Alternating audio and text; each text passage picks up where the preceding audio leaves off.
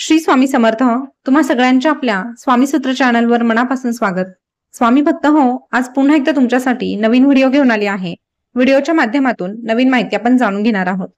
आजच्या व्हिडिओमध्ये आपण जी काही माहिती जाणून घेणार आहोत ती खास आषाढ महिन्यानिमित्त आहे, कारण आषाढ महिना नुकताच सुरू झालेला आहे आणि आषाढ महिन्यातील आज पहिला शुक्रवार आहे.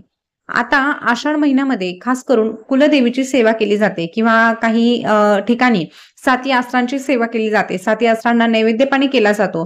ह्या ज्या काही गोष्टी आहेत त्या केल्याने आपल्या मुलाबाळांवर देवी मातेचा आशीर्वाद हा कायमस्वरूपी राहतो आणि आपल्या कुटुंबाची भरभराट होते. त्यामुळे खरं तर आषाढ महिना खूप महत्वपूर्ण असा मानला जातो. तर तुमच्याकडेही देवीचा नैवेद्य पाणी केला जात असेलच. ज्यांना देवीची ओटी भरायची इच्छा असेल ते नक्कीच आषाढ महिन्यामध्ये देवी मातेची ओटी देखील भरू शकतात. ओटी कशी भरावी, ओटीमध्ये कुठलं सामान असावं, ज्याने आपली ओटी पूर्ण होत असते, हे सगळं काही पुढच्या व्हिडिओच्या माध्यमातून नक्कीच सांगणार आहे. त्यामुळे आपल्या चॅनलला आताच सबस्क्राईब करून ठेवा आणि शेजारचं जे बेल बटन आहे ते देखील प्रेस करून ठेवा, जेणेकरून नवीन अपडेट तुमच्यापर्यंत पोहोचेल. तर आजचा जो व्हिडिओ बनवलेला आहे तो देखील देवी मातेच्या सेवेसंबंधीच आहे. तर आता आषाढ महिन्यातला हा पहिला शुक्रवार आहे आणि आजच्या या शुक्रवारी किंवा काहींना मासिक धर्मामुळे किंवा सुतकामुळे किंवा अन्य काही कारणामुळे आज जर करायला जमलं नाही तर ते पुढच्या शुक्रवारी देखील करू शकतात. असा हा छोटासा उपाय आहे. हा उपाय करताना तुम्हाला अडचणी निर्माण होणार नाही, कारण अतिशय सोपा असा उपाय आहे आणि घरामध्ये जे काही आपल्या उपलब्ध असतं त्यातूनच आपल्याला हा उपाय करायचा आहे. एक प्रकारची आपली ही सेवाच आहे. तुम्ही याला सेवा देखील म्हणू शकतात. फक्त सेवा उपाय करत असताना मनापासून करण्याचा प्रयत्न करा. तुम्ही अगदी थोडी जरी सेवा केली पण मनापासून केली तर निश्चितच त्याचं फळ तुम्हाला 100% प्राप्त होत असतं. तर अशीच सेवा तुम्हाला आजच्या दिवशी करायची आहे. संध्याकाळच्या वेळेस तुम्ही करू शकता.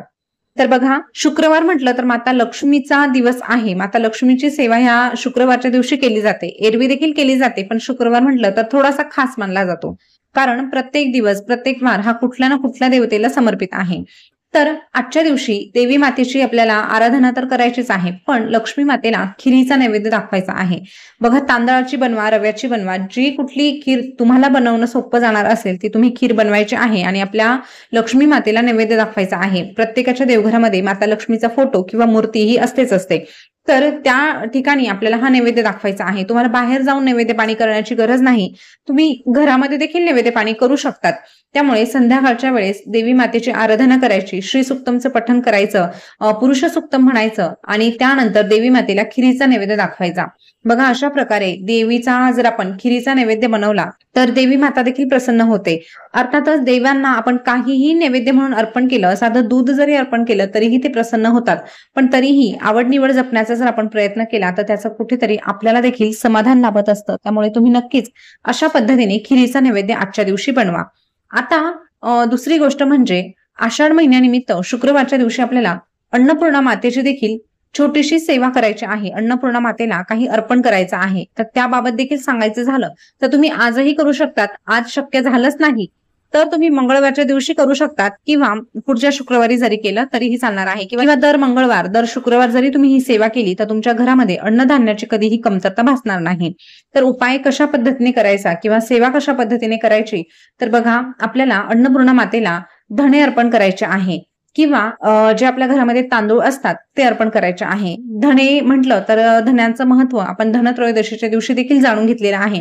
धनत्रयोदशीला आवर्जून धणे अर्पण केले जातात. धन्यांचे उपाय देखील केले जातात. असे हे धणे जर आपण अन्नपूर्णा मातेवर अर्पण केले आणि अन्नपूर्णा स्तोत्र म्हटलं तर निश्चितच आपल्या घरामध्ये अन्नधान्यांचा साठा हा कायमस्वरूपी राहतो. त्यासोबतच कधीही तुटवडा भासत नाही. आता अशा पद्धतीने जेव्हा आपण ह्या सेवा किंवा उपाय करतो ना, तेव्हा फक्त त्यामध्ये विश्वास असणं तितकंच गरजेचं आहे. बघा, आपल्या घरातील एखादी गोष्ट संपणं साहजिक आहे, पण बऱ्याचदा असं होतं की आपण कितीही सामान भरलं तरीही ऐन वेळी कोणी आलं तर ते अपुरं पडतं. तर हे अपुरं पडता कामा नये किंवा आपल्यावर तशी वेळ येऊ नये याकरिता आपल्याला ही सेवा करायची आहे. तर अन्नपूर्णा मातेला तुम्ही धने अर्पण करून माता अन्नपूर्णाचा अभिषेक करू शकतात. या व्यतिरिक्त तुम्ही तांदूळ जरी अर्पण केले तरीही चालणार आहे. त्यानंतर अभिषेक करून झाल्यानंतर, स्तोत्र म्हणून झाल्यानंतर हे जे धने आहे ते आपल्याला काढून घ्यायचे आहे आणि एका लाल कपड्यामध्ये बांधून आपल्या तिजोरीमध्ये ठेवायचे आहे. किंवा हे जे धने आहे ते तुम्ही खाण्याच्या पदार्थांमध्ये वापरून घेतले तरीही चालणार आहे. एक प्रकारचा प्रसाद म्हणूनच आपण त्याचा वापर करणार आहोत. फक्त जर तुम्ही मांसाहार करत असाल तर त्यामध्ये हे धने वापरायचे नाही, ही विशेष काळजी घ्यायची आहे. या व्यतिरिक्त तांदूळ जरी आपण अर्पण केलेले असतील तर ते तांदूळ आपलं जे काही धान्य आहे त्या धान्यामध्ये म्हणजे त्या तांदळामध्ये एकत्र करून द्यायचे आहे, किंवा ते जे तांदूळ आहे त्याची लगेचच काहीतरी खीर वगैरे बनवून नैवेद्य म्हणून आपल्याला देवी मातेला अर्पण करायचा आहे, म्हणजे त्याचा प्रसाद आपल्यालाही तो मिळणार आहे. तर अशा पद्धतीने अन्नपूर्णा मातेला तुम्ही धने किंवा तांदूळ अर्पण करू शकतात. काही ठिकाणी सप्तधान्य अर्पण केलं जातं. तर तुम्ही तसं करत असाल तर हरकत नाही. सप्तधान्य देखील अर्पण केलं तरीही चालणार आहे. तर नक्कीच अन्नपूर्णा मातेची ही छोटीशी सेवा करून बघा. त्यासोबतच माता लक्ष्मीचं स्मरण करून माता लक्ष्मीला आजच्या दिवशी खिरीचा नैवेद्य देखील तुम्ही आवर्जून दाखवा. तर स्वामी भक्त हो, नैवेद्य पाणी करायचंच आहे, पण त्यासोबत सेवा देखील करायची आहे. तर अन्नपूर्णा मातेची जी सेवा आहे ती म्हणजे अन्नपूर्णा स्तोत्र म्हणायचं आहे. आणि माता लक्ष्मीची अतिशय आवडती सेवा म्हणजे काय, तर कुंकुमार्चन आहे, श्री सुक्तमचं पठण आहे. तर ही सेवा तुम्हाला आजच्या दिवशी करायची आहे. तर ह्या 2 गोष्टी तुम्ही करून बघा. प्रत्येकाला शक्य होईल अशाच गोष्टी सांगितलेल्या आहे. त्यामध्ये अवघड असं काहीही नाही. प्रत्येकाला करणं शक्य होणार आहे. फक्त मासिक धर्म किंवा सुतक तुम्हाला असेल तर तुम्ही करू शकत नाही. नेक्स्ट टाइम तुम्ही नक्कीच करू शकता. तर माहिती कशी वाटली कमेंट करून नक्की कळवा. याविषयी शंका वाटत असेल तर तेही विचारा. चॅनलवर पहिल्यांदा आले असाल तर चॅनलला सबस्क्राईब करून शेजारचं बेल बटन प्रेस करून ठेवा. चला पुन्हा भेटूया नवीन व्हिडिओ सोबत नवीन माहिती घेऊन. तोपर्यंत बोलत रहा. श्री स्वामी समर्थ. जय जय स्वामी समर्थ. धन्यवाद.